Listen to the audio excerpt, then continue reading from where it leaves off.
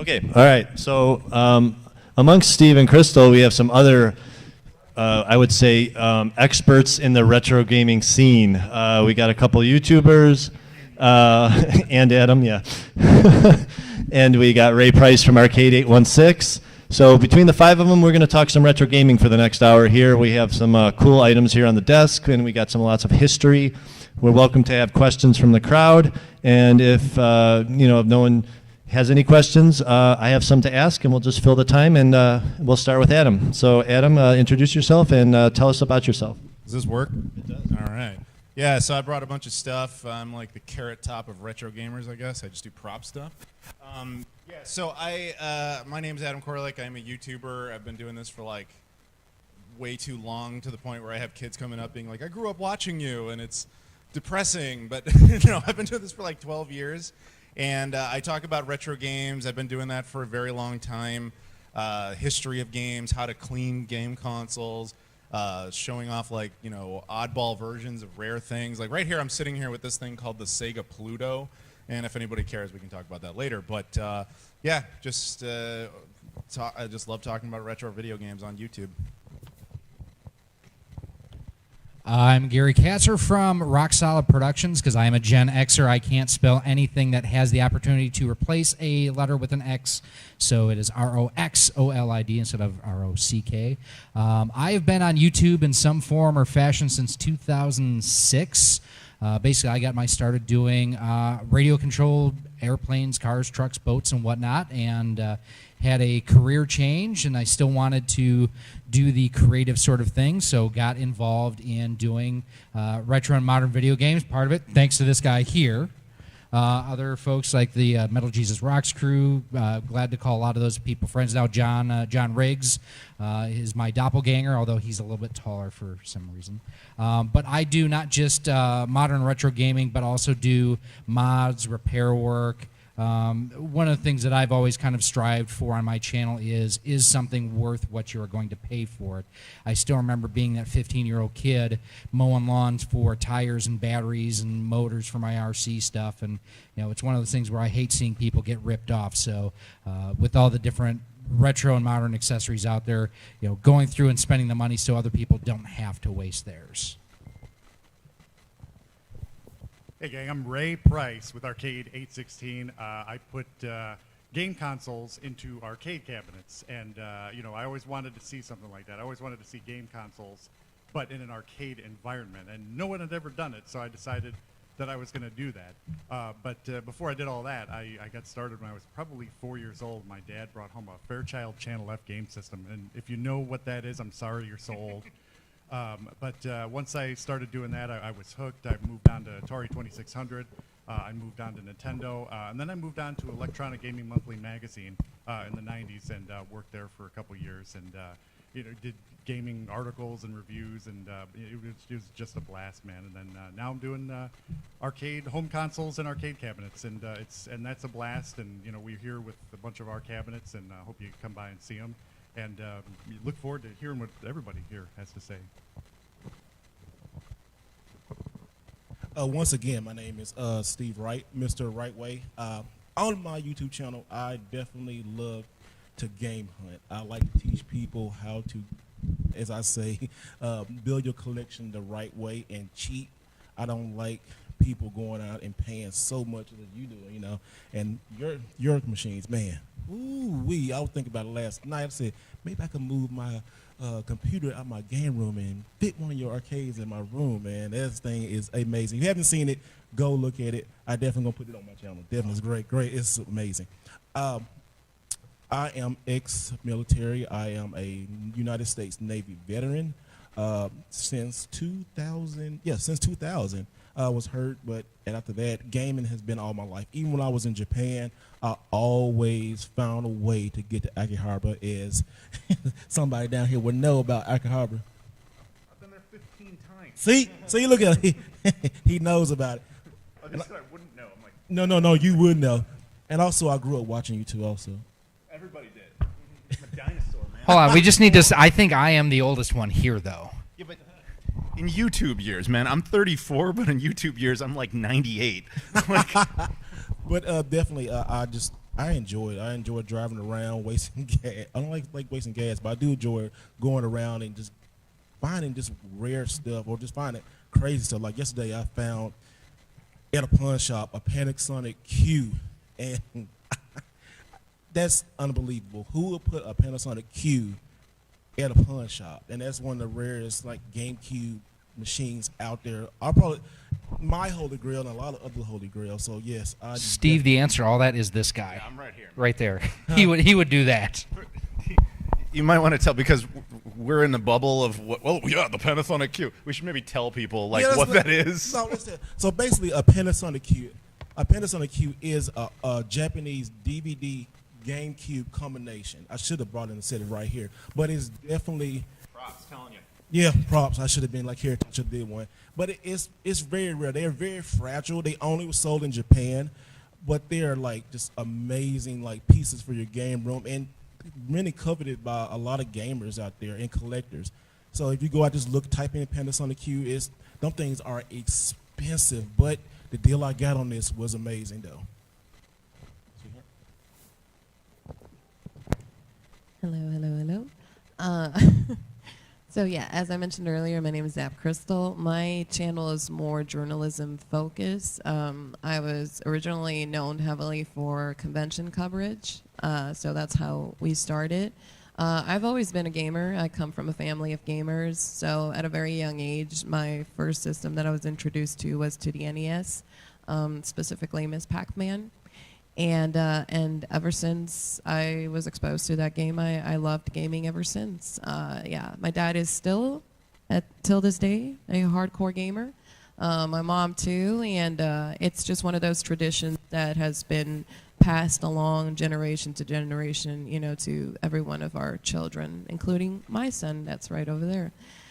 So we do a lot of convention coverage, we do a lot of product reviews, and we do a lot of almost like, I like to call it back to the future, going back in time and reliving the good old days. So like, for example, I have a playlist that is called Never Owned, Never Played, Let's Try It. Because, I mean, let's be honest, I couldn't afford every single system that came out back in the day.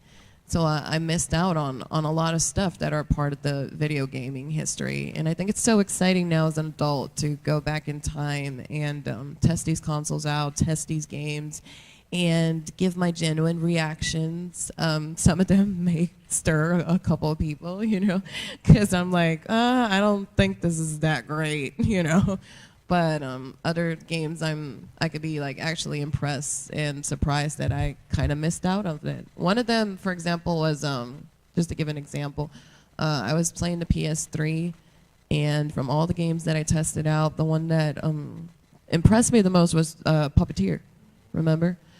It's a good game. Not a lot of people know of it. It's what you call, I don't know if you would call that secret gem, because everybody loves to call hidden gem and all that.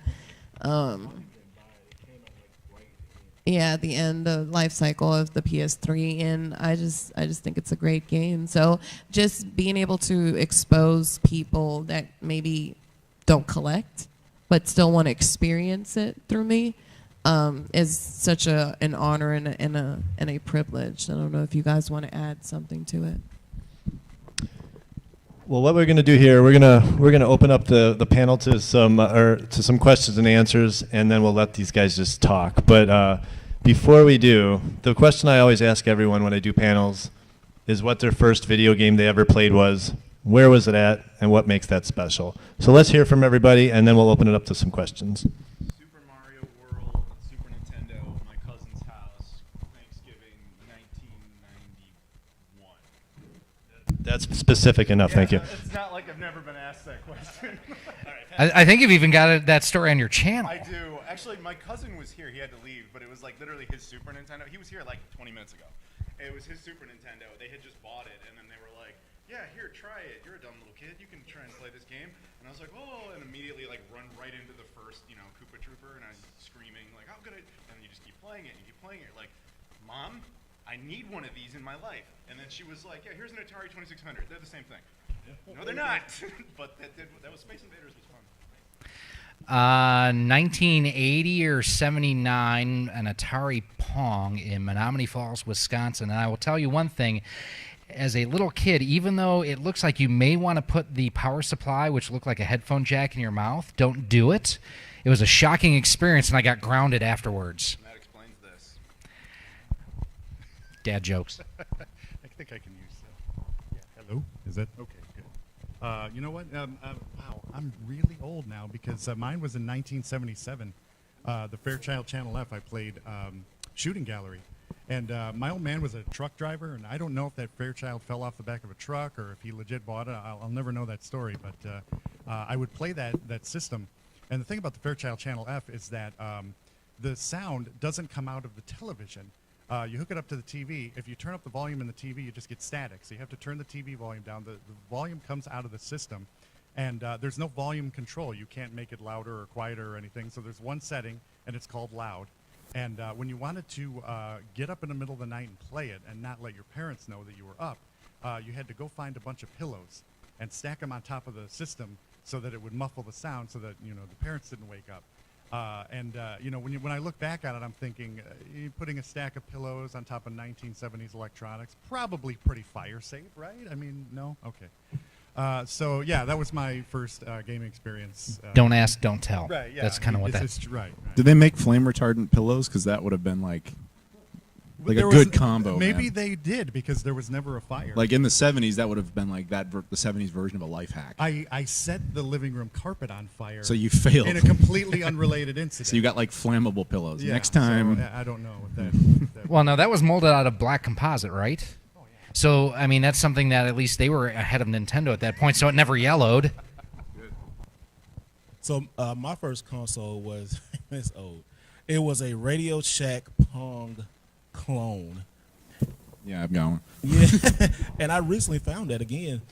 Man, that thing, I don't know what about it, but I can remember taking it. I found it at a garage sale.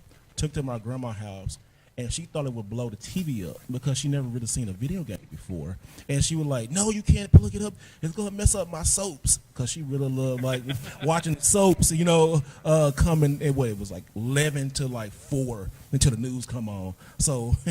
I didn't have that much time to play it, but when I got me a little black and white TV, man, that thing was amazing. Then I was introduced to Super Mario Brothers at Kmart.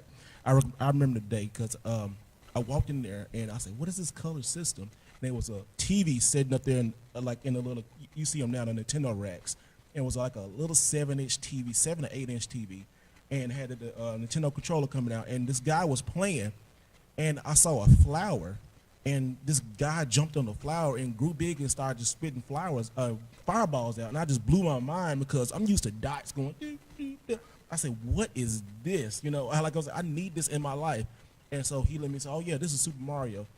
And to the life of me, I couldn't get that flower. My only goal was just to get the flower Mario. That's all I wanted to get. And once I got that, I was hooked. That game was amazing. So Nintendo Super Mario, well, Radio Shack started it, Super Mario intensified it, and now I'm just like a super collector. So yeah, I'm kind of on the same page as you because my first game that I was introduced to was Miss Pac-Man, but it doesn't necessarily mean that it's my ultimate favorite. I'm just known for Miss Pac-Man. Immediately, if somebody comes to my channel like, "What do you know Zap for?" Miss Pac-Man. This is one of my holy grails. But the game that I truly enjoy, that is my go-to every time I go to a barcade or something, is Dig Dug. I love Dig Dug. I mean, I grew up at the indie arcade time, so more than console gaming, it was actually going to the arcades. So going with my dad, carrying a whole jar of quarters, you know, putting that quarter right there on top of the cab, letting everybody know when it was your next turn so nobody can confiscate your turn. A lot of fights with my brother because I really wanted to use the majority of the quarters, so I was never fair.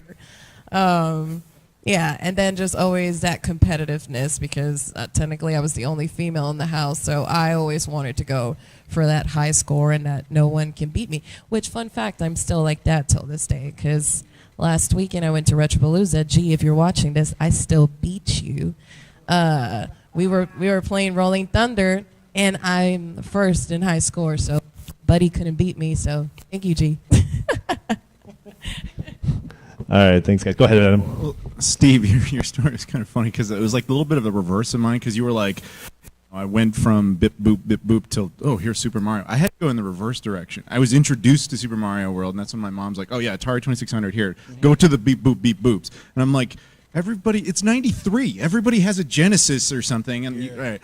And but and even, you know, even funnier, another little coincidence. So after I had a Genesis and a Super Nintendo, we didn't know what to do with the Atari 2600. So we had a housekeeper who would, like, we could go to her house sometimes, and we took the Atari 2600 there, and it was the same thing. She had like this old TV, and you had to connect it with like those devil's pitchforks things, Yeah, the thing before RF RF. Yes. And it was such a pain. You, like, if nobody's ever used those, you're lucky. You need like a screwdriver, and you have to go to the back of the TV. Don't and lie, mount it. you used a butter knife. I used the We butter might knife. have. I don't know. I used the butter knife. But it was such a pain to connect it, but we would still do it because it was like, it's something to do. Yeah. And every time they'd be like, no, don't connect it. We don't want it on. Like, it's going to break the TV. Or, you know, you would and then every time we would leave, we're like, please just don't disconnect it. This was like a half hour to set this up. Immediately they would, it's like every time we had to redo it over and over and over. Yes. So I'm just saying, I feel your pain. I know, bro, man.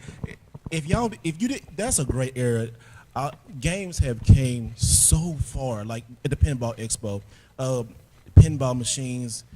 Games kind of took over, but it's still that hardcore audience. But if you did not grow up in the '80s, between the Atari, and then had all the Atari clones, and then seeing the arcades almost die, then seeing Nintendo come in and re-usher like video games, like it's a joke that all of us probably up here know that all our moms called everything Nintendo. Everything is Nintendo. They were Nintendo tapes. Yeah, Nintendo tapes. You like Nintendo tapes and blow them and stuff. But it was so good back in the day. Like you would like take your Nintendo tapes and they would be like big, like, you know, I'm not that old, but still, you're taking like, hey, let's trade, let's borrow, all that kind of, it was when you had your little circle, you would always get together. Hey, what new game you get? Oh, how much was it? Hey, I beat it. Can I borrow your game? Yeah. Huh, give me this game. I'll borrow it. That nobody borrows games no more. I mean, nobody borrows games because there's so many games out there. But back then, we were always borrowing each other games. It was so good because you get to play like Contra or Super Mario Bros. 2, or when Mario 3 came out, you know, all the popular kids had Mario 3. You had to wait a year to get Mario 3 or stuff. It was so good. Nice. All right. Anyone in the crowd? Anyone have a question about retro gaming? Anyone want to ask these guys and girls? Because if not, I have many questions. Oh, the Pluto? All right, so this is not mine for the record, but let me give you a basic history of what this thing is. This is a prototype that Sega made in 1996. It's supposed to be like an upgraded version of the Sega Saturn called the Sega Pluto. They canceled it, and eventually, apparently, long story short, like I talked to people at Sega, they're like, we made 6, we destroyed 4 of them, so there's only 2 left in the world. One popped up in Japan in 2013, and the other one, this one in front of you, was found in a flea market in Stockton, California in 1999. My buddy, who is still the owner of this, he was like 12 or something at the time, and he was just at a flea market, and he's like, he saw it in a pile of like CD players, and the guy was like $5 for like any machine here, and he was like, I have 3, you know, because I'm a kid, and the guy's like, yeah, fine, whatever. Sells it to him. And the only thing he recognized on it was that it has a Sega Saturn logo, so he knew it as a video game thing, but he couldn't find any information. It didn't really work at the time because the disk drive was up all the time and the controller port didn't work. So he didn't know what to do with it. He put it in a shoebox in his basement, and it sat there for basically 2 decades. Later on, somebody found out that he had it and was like, you should do something with this. But he was like, what? You know, I have no great ideas.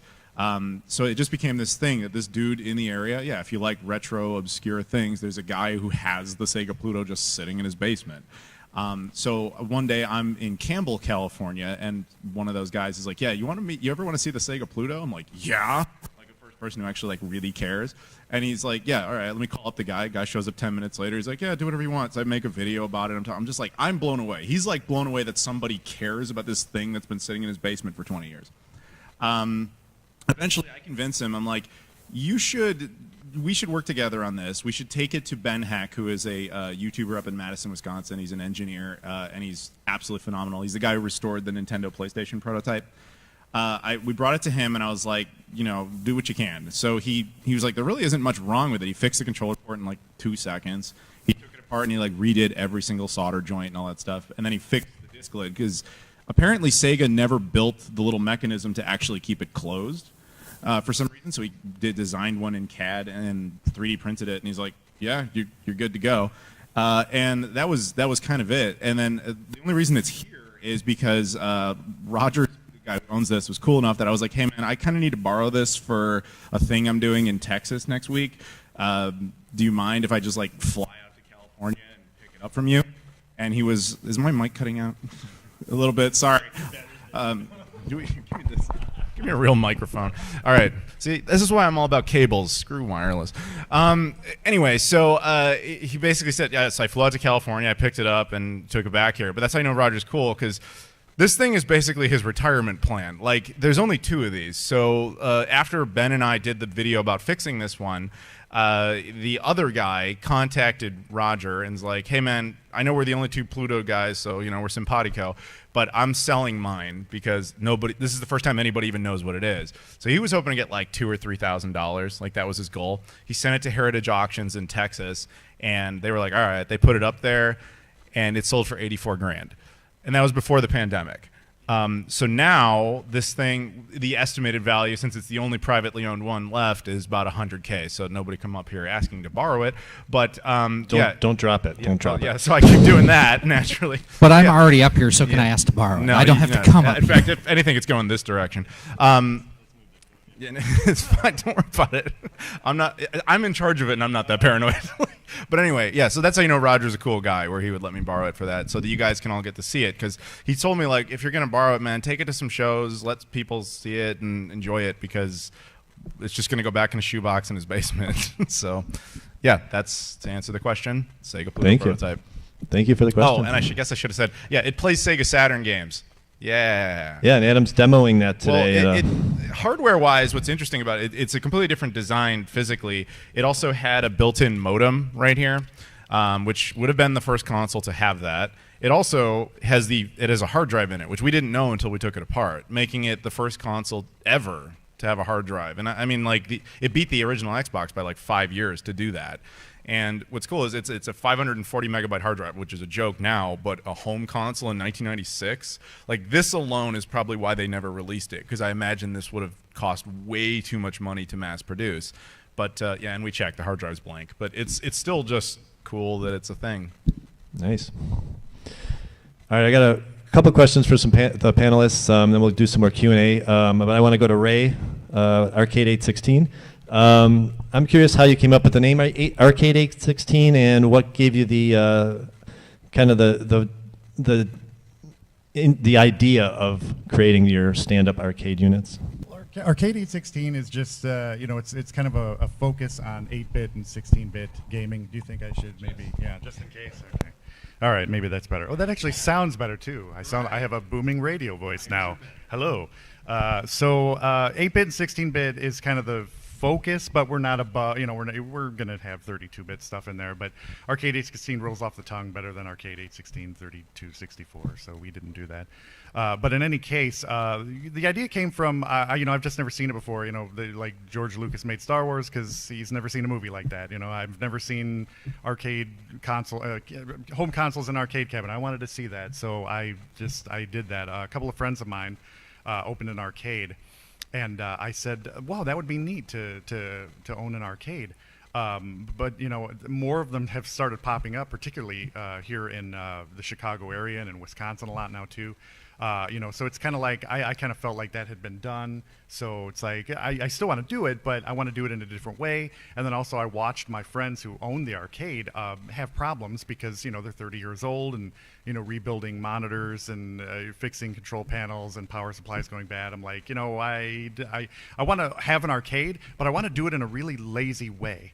So how could I do that? And then we got the idea, well, we could put home consoles in there. It's all solid state stuff. It's you know, we can use LCD monitors. And right around the time that we were coming up with the idea, these upscaling devices like the OSSC and stuff like that started coming around just around that time. So it's like, I think we can make this happen. I think we can do an arcade that's on LCD monitors. It's not on CRTs. We can make the cabinets smaller as a result. We don't have to have coin boxes in the bottom, so we can open up that space to do, more. Put all that swag down in the bottom like we have down there.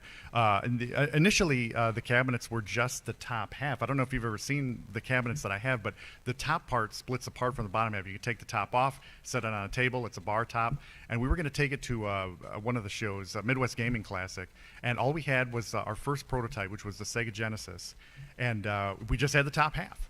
And I was going to go there with my buddies that owned the arcade. And they said, hey, come up to Midwest Gaming Classic with us, bring this cabinet, show it to people. I said, that'd be great, man. About a week before the show, they said, hey, is there something you can set that on? Because we don't know if the tables are going to support it, or we don't know what we're going to have. So I said, well, all right, let me try to come up with something. So I worked with my buddy who does woodworking, and I'm like, can we come up with some kind of table? He says, yeah, give me a couple days. And then he comes back with the beautiful bottom part with the cartridge display and everything. I'm like, you didn't have to do all this, dude. Oh, my God. So then we had that, and everybody loved it. And I'm like, why don't we open up that space? We kick that cartridge thing out and open up that space. And so just out of desperation, the bottom half came just so we could, go to a show in like a couple days, and it just kind of turned into what we have now. So yeah, it was just I've never seen it done before. Yeah, I I'm wanted pretty to see impressed with done, it. It's something that attracts people they've never seen before, and it brings people in and play games that they love to play when they're a kid. I want to go to Crystal because I want to talk women gaming. Women in gaming is huge, just as it is in the retro and arcade scene. So Crystal, tell me what you want to represent as the woman here on the panel, and how much important it is to you. Oh, it's very important because as a female, I feel like there's not enough representation, and it's just such an honor and a privilege to become part of the video game history as a female. Not that I don't have love for y'all, but there's like too many of y'all in this scene, So so like stepping in, first of all, as a female, as a mom, where I can let guys know, like, hey, it doesn't matter in what season in life you are in, you can still enjoy gaming. I have a 12-year-old and I enjoy gaming. He's with me almost on every live stream. I think Todd has seen it many times. He's just as popular as you are on stream. Yes, he's a little bit more. He'll confiscate my channel. And also as a minority because, well, I'm Hispanic, so I'm also representing that population and letting people know, like, hey, it doesn't matter from what part of the world you come from. We enjoy gaming as much as you guys do. And we might have really cool stories to share because depending where you grew up, some consoles are more unique to that region, to that population. Like a perfect example, I come from a little island. It's called Puerto Rico, and Puerto Rico is known for Nintendo. Everybody loves Nintendo. Sega was a little hard to find, actually. It was very obscure, very rare. So if you ask me, hey, Crystal, did you grow up, with the Sega? I'm going to have to tell you no. No, but it's precisely depending, where I grew up. So it's really interesting to hear stories from people and where they grew up and seeing how they were influenced when it comes to gaming. So I think that I just love that I can have, build an environment that is judgment free, that is safe, and that any female that wants to step into it can feel free to do so because I'm just here supporting them as a family. And if it's male, then they are equally welcome because, ironically, like if you look at my analytics, almost 95% of my audience is males. So, yeah, I love them too. They're part of the Zap Squad. What can I say? Yeah, thanks, Crystal. Except y'all in the corner, but that's kidding. All right, any questions from the crowd really quick? Anyone got? Go ahead, sir. Just kind of curious on your thoughts, like 30 years from now, maybe your kids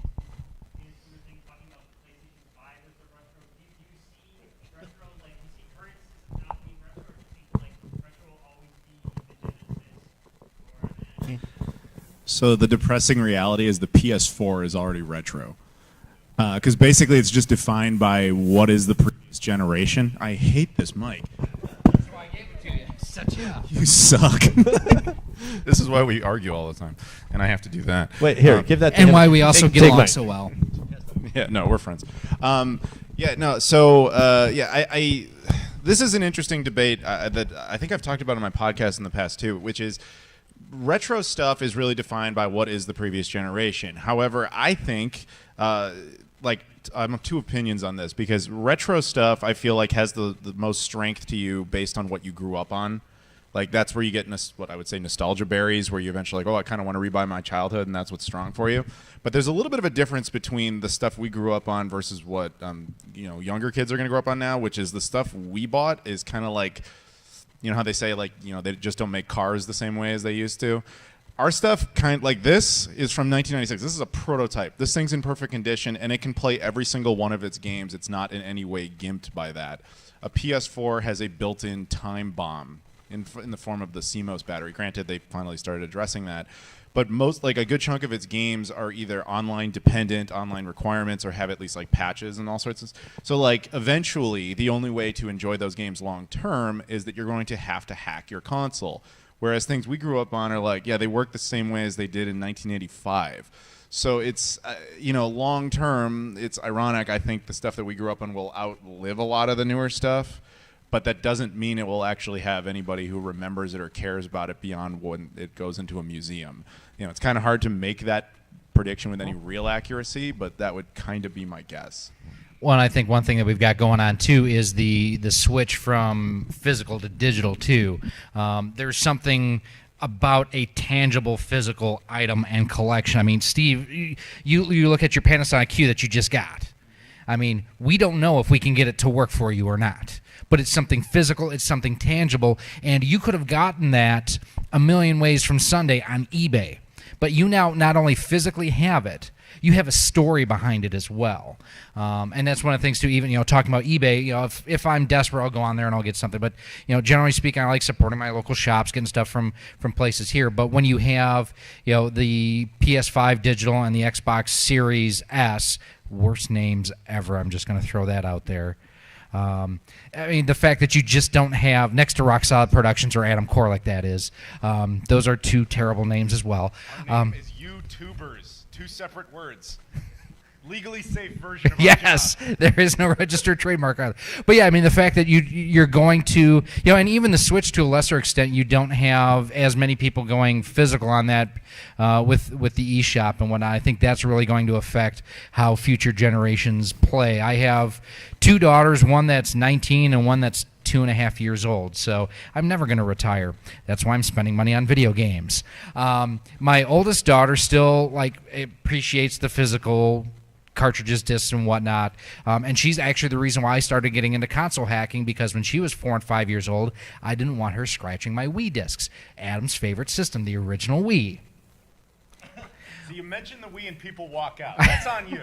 I will own that. I will own that entirely.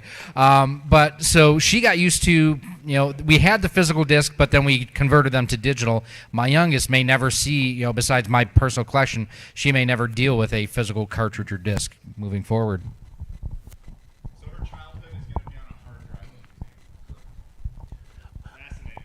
So what I want to say to that is that I think it really won't never die. It will just change hands. Like you say, whatever you grew up with, you're gonna buy that back.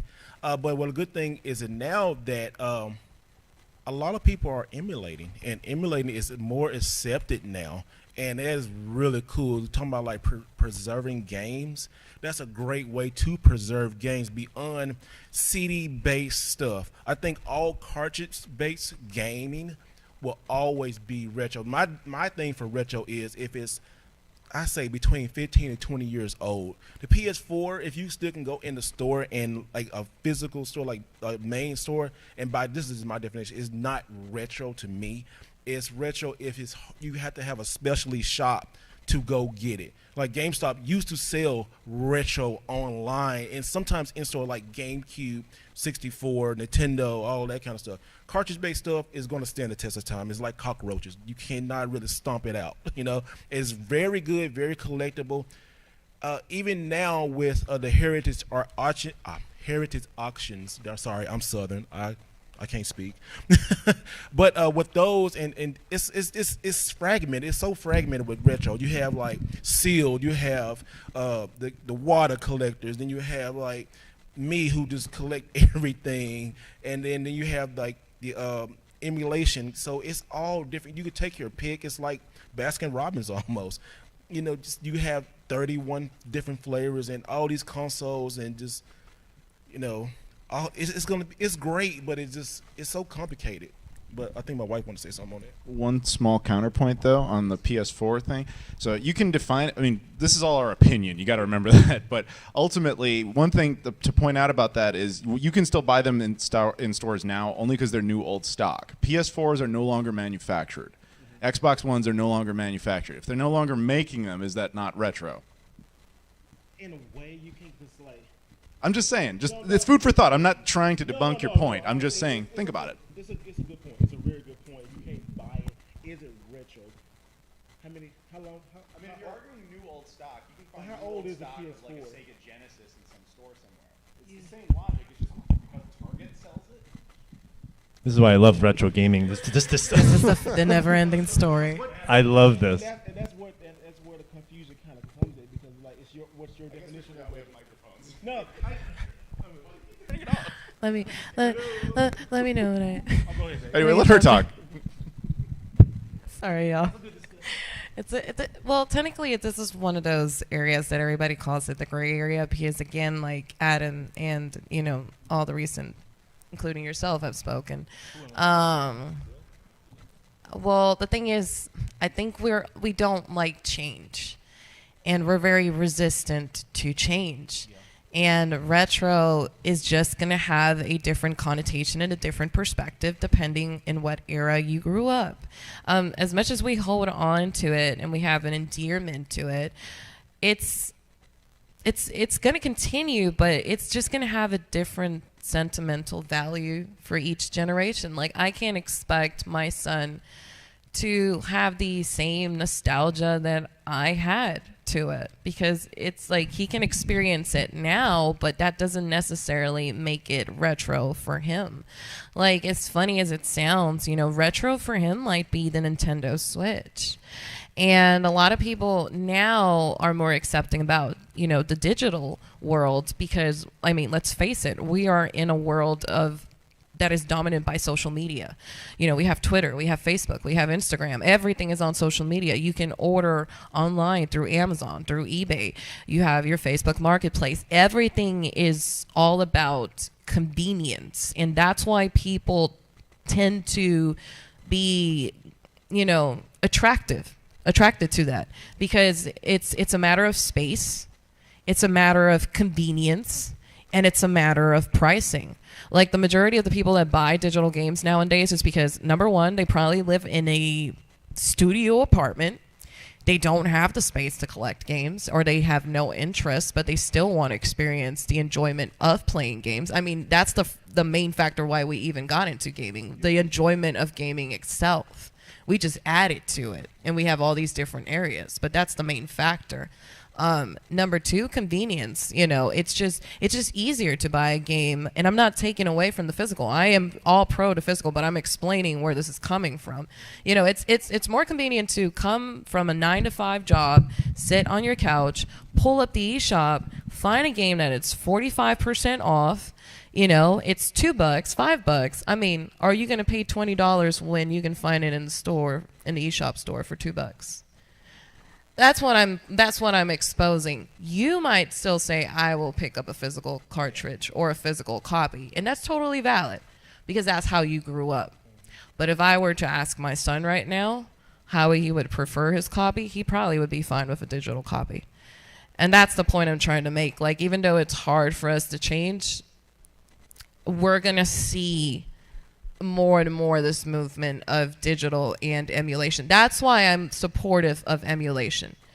because in a way, even though it's still, digital, you're still having a way to preserve gaming. Yeah, it's on a hard drive, but you understand what I mean. You're still having a way to preserve this and give an opportunity to newer generations to experience it, because at the end of the day, and I'll pass it on to you, I'm sorry, but they really don't care too much about the hardware itself. Again, this is my opinion. Oh no, I'm cool with it, and I love physical media for whoever's interested. But we have about 10 minutes, so we're gonna do some rapid fire questions. If people have questions, we'll just do some quick answers. But really quick, rapid fire. What about virtual reality? Where do you see that going? Yes, no, good, bad?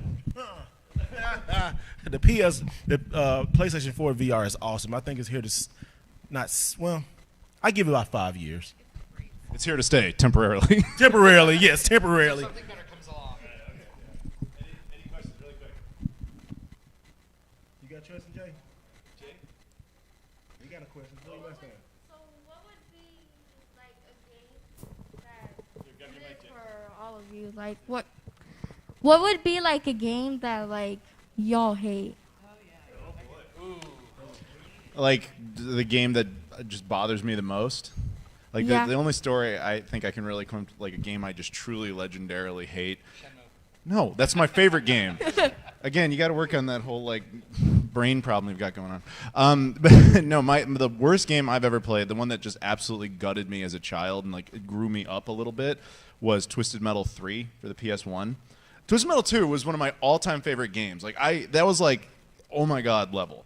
And for years I was like, where's Twisted Metal 3? Where is it? I need it. It's got to be my game. And behind the scenes, like they changed developers, whatever. But to me, as a kid, I was like, it doesn't matter. It's just the next one. So then Twisted Metal 3 comes out, and it was just garbage. And it was one of those like, oh my god, life can be bad sometimes, can't it? Like, people can die, and games can be horrible. Like it's just you just grow up. And that was my all-time like, okay, all right.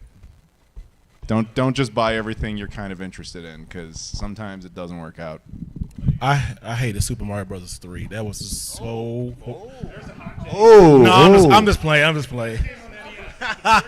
No, but you know what? Seriously, I think Super Mario Brothers 2 is better than Mario 3, in my opinion. I really do think Some that. people think that, yeah. I really do think that. But one game that really I hate WWF WrestleMania on the NES. I remember buying that game with my money that I made as a kid, going and buying it, and that game was trash. And he's a huge wrestling guy. And I'm a huge wrestling fan, and that game is trash. The best thing about the game is taking out the NES. This will be a hot take. Zelda Breath of the Wild. Uh-oh. It's not a Zelda game. It is Zelda characters in Minecraft. Oh, no. I was so... Paul take his mask off. I was so in December of 2017, I had to send my Switch into Nintendo because I got a black screen of death.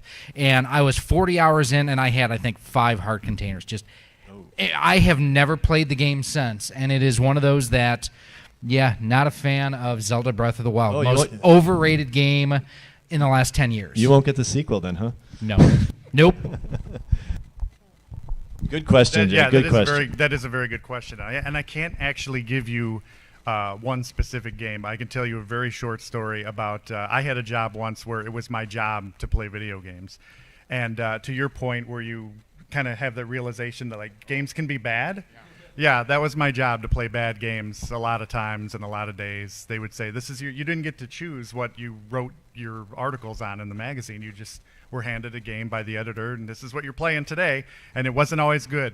A lot of times it was bad, and it was very sad. But, you sit down at the job and you think, wow, this is a dream job. I get to play video games all day. But they're not, it's sometimes a pile of badness, but sometimes it's they were good ones. But I will give you one game just because you asked the question. Deadly Towers on Nintendo. The guy doesn't even animate. The sword just comes out of his chest. It's really silly. Good one, Crystal. Yeah. This is gonna be the hot take too.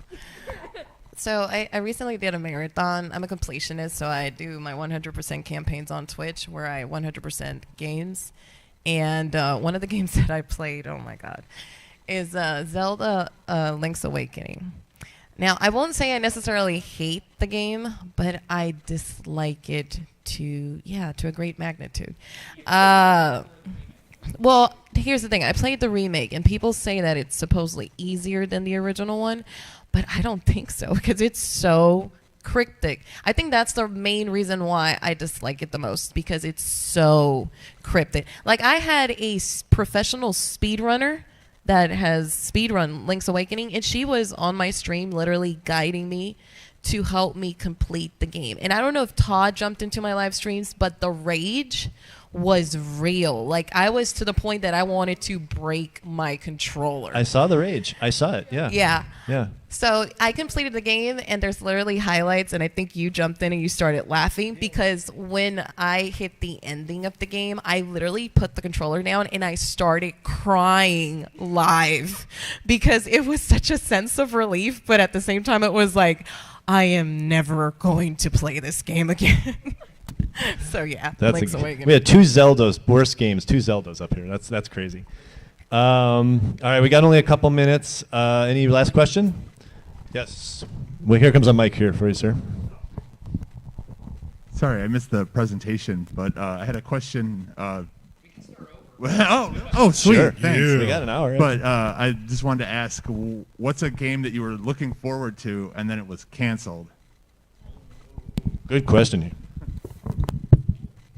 Oh, I'd say right off the bat, the sequel to WWF No Mercy. I'm a big wrestling guy. No Mercy is by far probably the best wrestling game. If you ask a lot of people, they will say No Mercy. But yeah, it was supposed to be like WWF Backlash, but THQ went bankrupt and sold it, and then WWF backed out, and yeah, it was going to be. I wanted that. For me, real quick, would be I don't remember exactly how they were going to call it. Banjo-Kazooie. Was it Banjo-Kazooie 3 or something? It was supposed to be a Banjo-Kazooie 3. Yeah, it was Banjo 3 yes, before they Banjo made Nuts 3. and Bolts. And then they canceled it, and shortly after, they just released, Banjo. What was it again? Nuts and Bolts? Banjo 3. Eventually, they made Nuts and Bolts. Nuts and Bolts. But it's not it's more of a spin-off than anything else. So, yeah. Man, that's kind of a tough one. Because I would have had good answers, but like eventually, because we're like the nostalgia generation, so eventually all the stuff we wanted eventually came out or got remastered. Like for the longest time for me, it would have been Shenmue 3, but that happened. Like Last Guardian for a long time, and then that actually happened.